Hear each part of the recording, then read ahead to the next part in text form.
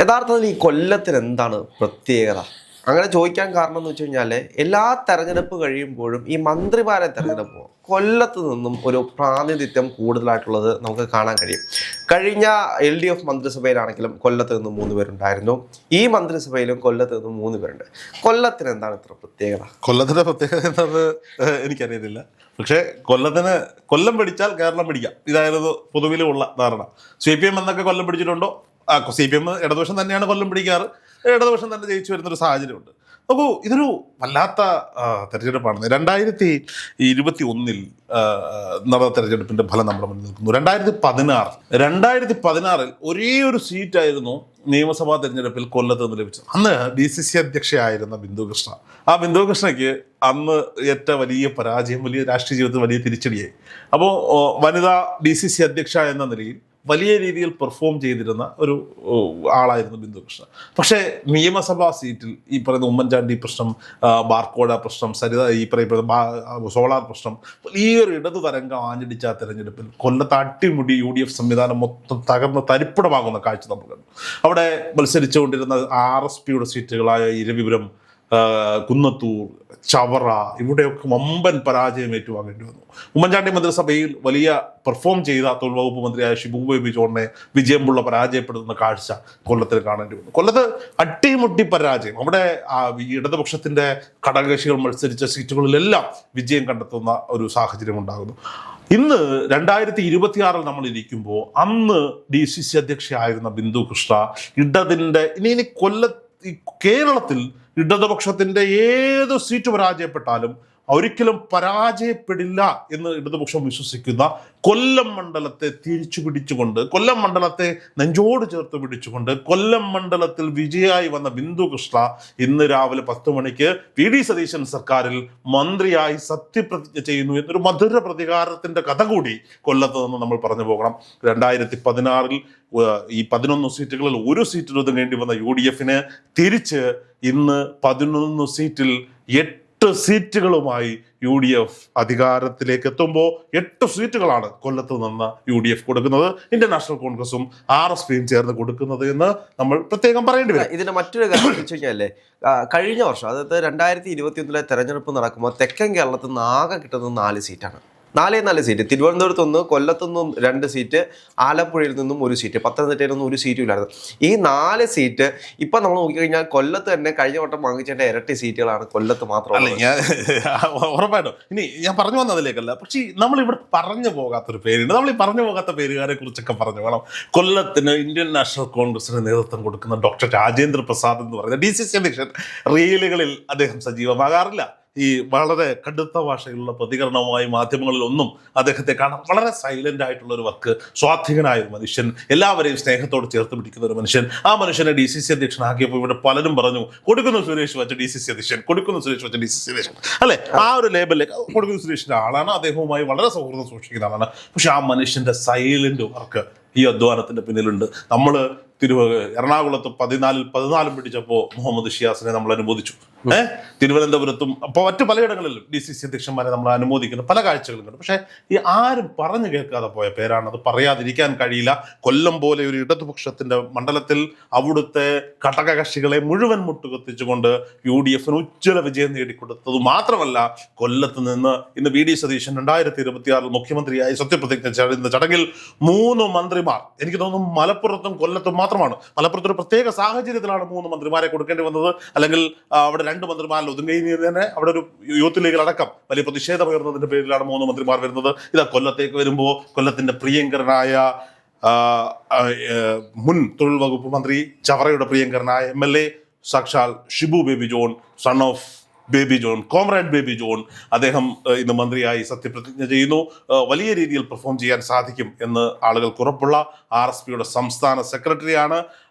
എനിക്ക് തോന്നുന്നു ഇന്ത്യയിൽ, ഭാരതത്തിൽ 2 കമ്മ്യൂണിസ്റ്റ് മന്ത്രിമാർ മാത്രം അതും കോൺഗ്രസ് നേതൃത്വം കൊടുക്കുന്ന ഒരു സർക്കാരിൽ ഉണ്ടാകുന്നു എന്നൊരു സാഹചര്യം കൂടി ഉണ്ടാകുന്നു. ഒന്ന് അതിൽ കോമ്രേഡ് ഷിബു ബേബി ജോണാണ്, മറ്റേത് കോമ്രേഡ് CP ജോണാണ്. ഈ രണ്ടുപേർ. അല്ല, ഇതിനകത്ത് മറ്റൊരു കാര്യമുണ്ട്. ഇപ്പോൾ നമുക്കറിയാം കുഞ്ഞികൃഷ്ണൻ ചേട്ടൻ കഴിഞ്ഞ ദിവസം മാധ്യമങ്ങളുടെ മുന്നിൽ വെച്ച് അദ്ദേഹം പറഞ്ഞു, ഞാൻ യഥാർത്ഥത്തിൽ ഒരു കമ്മ്യൂണിസ്റ്റാണ്, കമ്മ്യൂണിസ്റ്റ് മന്ത്രിസഭയിലില്ലാത്ത, കമ്മ്യൂണിസ്റ്റ് പാർട്ടിയിലില്ലാത്ത ഒരു കമ്മ്യൂണിസ്റ്റാണ് ഈ തവണ മത്സരിച്ചത് എന്ന് അദ്ദേഹം പറഞ്ഞു. അദ്ദേഹത്തെ വേണമെങ്കിൽ ഒരു കമ്മ്യൂണിസ്റ്റ്, ഞാൻ പറഞ്ഞത് മന്ത്രിസഭയിലേക്ക് വരുന്നതാണ്. ഇന്ത്യയിൽ കമ്മ്യൂണിസ്റ്റ് ഭരണം ഒരു സംസ്ഥാനത്തും നിലനിൽക്കുന്നില്ല, ലോകത്തെങ്ങും നിലനിൽക്കുന്നില്ല.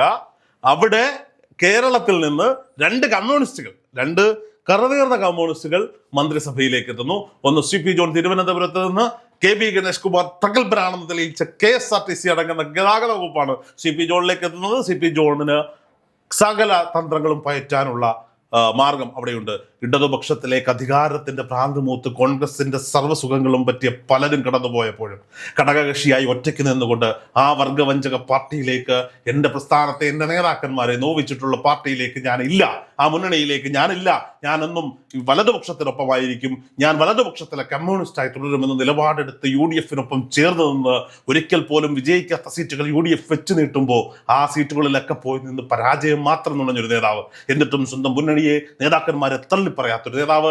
ആ നേതാവിന് ഇത്തവണ പൊൻതാലത്തിൽ വെച്ച് തിരുവനന്തപുരം സെൻട്രൽ എന്ന് പറയുന്ന ഒരു സീറ്റ് നൽകിയപ്പോഴേ മനസ്സിലാക്കി, ഇതാ UDF സർക്കാർ അധികാരത്തിൽ വന്നാൽ, ആ അധികാരത്തിലെത്തുമ്പോൾ മുഖ്യമന്ത്രി VD സതീശനോ രമേശ് ചെന്നിത്തലയോ KC വേണുഗോപാലോ ആരായാലും CP ജോൺ ആ മന്ത്രിസഭയിൽ ഉണ്ടാകുമെന്ന് CP ജോണിന് മുന്നിൽ വെക്കുന്നത് ഒരു വലിയ ചലഞ്ചാണ്. അദ്ദേഹത്തിനെ കൊണ്ട് ചെയ്തു തീർക്കാൻ പറ്റുന്ന ചലഞ്ച്. നടുപൊടിഞ്ഞു നിന്ന KSRTC ഗണേഷ് കുമാർ എന്തൊക്കെയോ കാണിച്ച് അങ്ങ് കൊമ്പത്തെത്തിച്ചു എന്ന് പറയുമ്പോൾ, ഇന്ദിരാ ഗ്യാരണ്ടിയിലൂടെ ഇവിടെ വനിതകൾക്ക് ഫ്രീ ആയി സൗജന്യ യാത്ര ഒരുക്കുമ്പോൾ ഗതാഗത വകുപ്പിനെ നേരെ ചൊവ്വെ PI പിടിച്ചു നടത്താനുള്ള ഉത്തരവാദിത്തം CP ജോണിന് കൊടുക്കുന്നുണ്ട്. അവിടെ നമ്മൾ കൊല്ലത്തെക്കുറിച്ചാണ് ചർച്ച ചെയ്തുകൊണ്ടത്, എങ്കിലും CP ജോണിനെ കുറിച്ച് പറഞ്ഞപ്പോൾ നമ്മൾ പറയാതെ പോകാൻ സാധിക്കില്ല എന്നുള്ളത് കൊണ്ട് പറഞ്ഞാണ്. കൊല്ലത്ത് 3 മന്ത്രിമാർ, ഒന്ന് ബിന്ദു കൃഷ്ണയാണെങ്കിൽ അത് ബിന്ദു കൃഷ്ണയുടെ മധുര പ്രതികാരത്തിന്റെ കഥ കൂടിയാണ്. ബിന്ദു കൃഷ്ണ മന്ത്രിസ്ഥാനത്തേക്ക് എത്തുന്നു. നിങ്ങൾ പരാജയപ്പെടാൻ മാത്രം വിധിക്കപ്പെട്ടവൾ. ബിന്ദു കൃഷ്ണയെ കുറിച്ച് കേട്ടിട്ടുള്ള കമന്റുകളാണ്. ഗ്രൂപ്പ് പേരിൽ എത്രയോ UDF-ലെ കോൺഗ്രസിലെ നേതാക്കൾ ഇപ്പോൾ പലപ്പോഴും ബിന്ദു കൃഷ്ണയുമായി ബന്ധപ്പെട്ട് എന്തെങ്കിലുമൊക്കെ പറയും, അവർ നോക്കും എന്ന് പറഞ്ഞിരുന്ന കോൺഗ്രസ്സുകാർ പോലും ഉണ്ടായിരുന്ന കൊല്ലത്ത് നിന്ന് വാർഡിൽ നിർത്തിയാലും ജില്ലാ പഞ്ചായത്ത് എവിടെ നിർത്തിയാലും തോക്കുന്ന ബിന്ദു കൃഷ്ണയുടെ നേതൃത്വത്തിൽ DCCയെ മുന്നോട്ട് കൊണ്ടുപോയതൊക്കെ എനിക്ക് ഓർമ്മയുണ്ട്. ഞാൻ സജീവമായ രാഷ്ട്രീയ പ്രവർത്തനത്തിൽ നിൽക്കുന്ന സമയത്താണ്, ഞാൻ മത്സരിച്ച സമയത്തൊക്കെയാണ് ഞങ്ങളുടെ DCC അധ്യക്ഷ ബിന്ദു കൃഷ്ണയാണ്. അപ്പോൾ ബിന്ദു ചേച്ചി എന്ന് സ്നേഹത്തിൽ വിളിക്കാൻ കഴിയുന്ന ഏതൊരാൾക്കും, പരിചയമില്ലാത്ത ഒരാൾക്കും പരിചയമുള്ളവർക്കും വിളിക്കാൻ കഴിയുന്ന, വളരെ ആളുകളോട് സൗമ്യമായി ഇടപെടുന്ന ഒരു വനിതാ പ്രാതിനിധ്യം നിയമസഭയിലേക്ക് ഉണ്ടാക്കുമ്പോൾ അത് ബിന്ദു കൃഷ്ണയാകുന്നതിൽ കൊല്ലത്തുകാർ എന്ന നിലയിൽ നമുക്ക് വളരെ സന്തോഷമുണ്ട്. ഷിബു ബേബി ജോൺ എത്തുന്നതിൽ സന്തോഷമുണ്ട്. അതിനുമപ്പുറത്തേക്ക് കുണ്ട്രയുടെ പ്രിയങ്കരനായ MLA PC വിശ്വനാഥ് അണ്ണ, അതായത് കേരളത്തിലെ കോൺഗ്രസിന്റെ PC വിശ്വനാഥിന്റെ യൂത്ത് കോൺഗ്രസ് നേതൃത്വത്തിൽ, KSU നേതൃത്വത്തിൽ ഉണ്ടായിരുന്ന എല്ലാവർക്കും അദ്ദേഹം പ്രസിഡന്റാണ്, ഇപ്പോഴും പ്രസിഡന്റ് എന്ന് വിളിക്കുന്ന ബന്ധമാണ്. കൊല്ലത്തുകാർക്ക്, കുണ്ട്രക്കാർക്ക് അണ്ണ എന്നും അനിയ എന്നും വിളിക്കാൻ കഴിയുന്ന ബന്ധമുള്ള PC വിശ്വനാഥ് മന്ത്രിസഭയിലേക്ക് എത്തുന്നു. ദീർഘദർശനമുള്ള പാർട്ടിയെ ചേർത്ത് പിടിച്ചുകൊണ്ട് സൗമ്യമുഖമായി സംസാരിച്ചുകൊണ്ട് പോകും. ഞാൻ കഴിഞ്ഞ ദിവസം ഒരു ഫേസ്ബുക്ക് പോസ്റ്റ് വായിക്കുകയായിരുന്നു. ഞാൻ ആ പേരുകൾ ഓർക്കുന്നില്ല. ശാസ്താംകോട്ടയിൽ ഒരു വിദ്യാർത്ഥി പ്രസംഗിച്ചുകൊണ്ടിരിക്കുകയാണ്. അപ്പോൾ ഒരു ഇടതുപക്ഷ അനുഭാവിയായ ഒരു കോളേജ് അധ്യാപകൻ അവിടെ നിന്ന് പറഞ്ഞൊരു കമന്റ് ഉണ്ട്, അവൻ്റെ ഉള്ളിൽ എന്തോ ഉണ്ട്, അവൻ വെറുതെ വന്ന് കവലപ്രസംഗം നടത്തി പോകുന്നതല്ല, പഠിച്ചിട്ട് സംസാരിക്കുന്നതാണ്, ഇവന് നാളെ ഒരു ഭാവിയുണ്ട് എന്ന് പറയുന്നത് പോലെ. ഇപ്പോൾ VD സതീശനെ കുറിച്ച് കേൾക്കുന്ന കഥകളുള്ള മനുഷ്യനാണ് PC വിശ്വനാഥ്. സിമ്പിളായി തോന്നുന്ന എന്നാൽ പവർഫുള്ളായ ഒരു മനുഷ്യൻ. അങ്ങനെ കൊല്ലത്തിന്റെ പ്രിയപ്പെട്ട വിഷ്ണുവണ്ണൻ, കോൺഗ്രസ്സുകാരുടെ, യൂത്ത് കോൺഗ്രസ്സുകാരുടെ പ്രസിഡന്റ്, അവർ പ്രസിഡന്റ് എന്ന് വിളിക്കാൻ യോഗ്യനായ ഒരു മനുഷ്യൻ, സൗമ്യമുഖം, പ്രത്യേകിച്ച് നമ്മുടെയൊക്കെ കൊട്ടാരക്കരക്കാരൻ മാവടി സ്വദേശിയായ PC വിശ്വനാഥ്. വീണ്ടും അങ്ങനെ ഇടതുപക്ഷ സർക്കാരിൽ മാത്രമല്ലടാ കൊട്ടാരക്കരക്കാർക്ക് പിടി, ഈ UDF സർക്കാരിലും ഞങ്ങൾ കൊട്ടാരക്കരക്കാരുണ്ട് എന്ന് വീണ്ടും ഊട്ടിയുറപ്പിച്ചുകൊണ്ട് PC വിശ്വനാഥ് മന്ത്രിസഭയിലേക്ക് കടന്നെത്തുന്നു. കൊല്ലം ഇടതുകോട്ടയായ കൊല്ലത്തെ ഉഴുതു മറിച്ച് അതൊരു വലതുപക്ഷ കോട്ടയാക്കി മാറ്റിയ ഡോക്ടർ രാജേന്ദ്ര പ്രസാദിനും അദ്ദേഹത്തിന് നേതൃത്വം കൊടുക്കുന്ന, അദ്ദേഹത്തിനൊപ്പം നിന്നും പ്രവർത്തിക്കുന്ന കൊല്ലത്തു നിന്നുള്ള MP-മാരായ അഡ്വക്കേറ്റ് പ്രേമചന്ദ്രനും, RSPയുടെ പ്രേമചന്ദ്രനും, ശ്രീമാൻ കൊടുക്കുന്നൂർ സുരേഷിനും ഒക്കെ ഇതിൽ വലിയ പങ്കുണ്ട്. അവിടുത്തെ പാർട്ടി നേതൃത്വത്തിന് വലിയ പങ്കുണ്ട്. അങ്ങനെ ഇതിനകത്ത് എനിക്കുള്ള മറ്റൊരു കാര്യം എന്ന് വെച്ച് കഴിഞ്ഞാൽ, കൊല്ലം മണ്ഡലത്തിൽ നിന്ന് നമ്മൾ പ്രതീക്ഷിച്ചിരുന്ന മറ്റു 2 പേരുകൾ കൊണ്ടുണ്ടാകും. ഒന്ന്, എല്ലാവരും ആഗ്രഹിക്കുന്ന ഒരു പേരായിരുന്നു CR മഹേഷ് എന്ന് പറയുന്നത്. 3ാമത്തെ തവണയാണ് CR മഹേഷ് അവിടെ വിജയിക്കുന്നത്. കാരണം കരുനാഗപ്പള്ളി എന്ന് പറയുന്ന ഒരു ഇടതുപക്ഷ മണ്ഡലത്തെ വലിയ ഭൂരിപക്ഷം, അതായത് ആദ്യ തവണ ചെറിയ മാർജിനിൽ ജയിക്കുന്നു, പിന്നീട് വലിയ ഭൂരിപക്ഷത്തിൽ ജയിക്കുന്ന CR മഹേഷ്, അദ്ദേഹം മന്ത്രിസഭയിൽ ഉണ്ടാകണമെന്ന് ഒരുപാട് പേര് ആഗ്രഹിച്ചിട്ടുണ്ട്.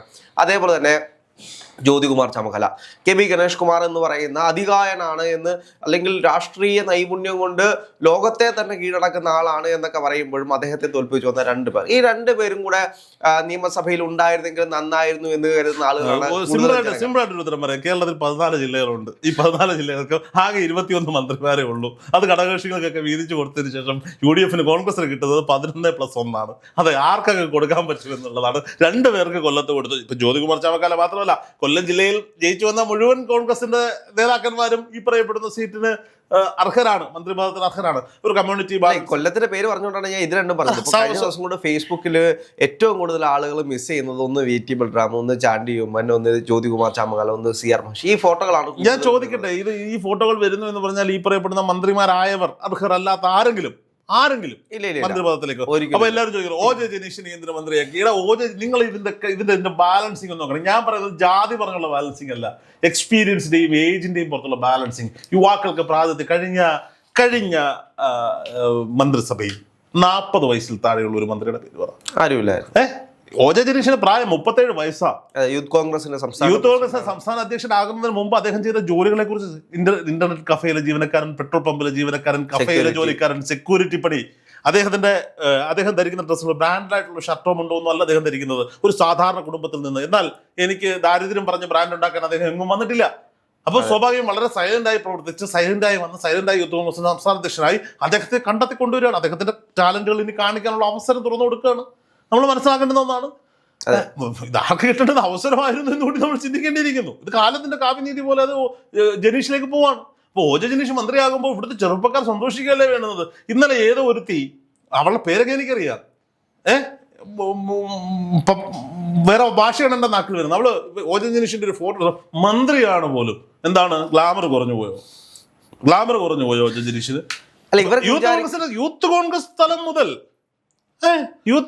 തലം മുതൽ അങ്ങ് മുകളിൽ എല്ലാ ആദിവാസി കോൺഗ്രസ് വരെയുള്ളവർക്ക്, ഞാൻ മുകളിലാണേ പറയുന്നത്, എന്നെ ആരും ട്രോളാൻ പറ്റരുത്, യൂത്ത് കോൺഗ്രസ് മുതൽ ആദിവാസി കോൺഗ്രസ് വരെയുള്ള സകല ആളുകൾക്കും പ്രാതിനിധ്യം കൊടുക്കുന്ന ഒരു മന്ത്രിസഭയാണെന്നേ വരുന്നത്.